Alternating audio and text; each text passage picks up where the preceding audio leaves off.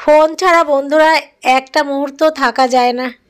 এই যে দেখো, সংসারে যখন কাজ করছিলাম তখন তো হাতে ফোন ছিল না, তাও কাজের ফাঁকে ফাঁকে মাঝে মাঝে একটু উঁকি মারি, ফেসবুক ইনস্টাগ্রাম এইসবে একটু উঁকি মারি। তো এটা একটা নেশা বলতে পারো।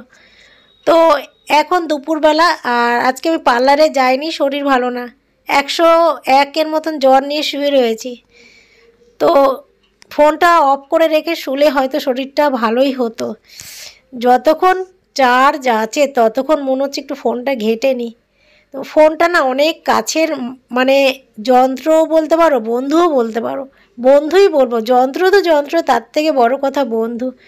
মানুষ বা ব্যক্তি বন্ধুর থেকেও এই যে যন্ত্র বন্ধুটা অনেক আপন হয়ে গেছে আমাদের কাছে। তো দেখো শুয়ে রয়েছি, এই কিন্তু আমার সাথ দিচ্ছে। তো যাই হোক, এই শুয়ে শুয়ে একটুখানি বলতে ইচ্ছে করলো, ফটোগুলো সেট করে বললাম যে যন্ত্রবন্ধুটা অনেক আপন।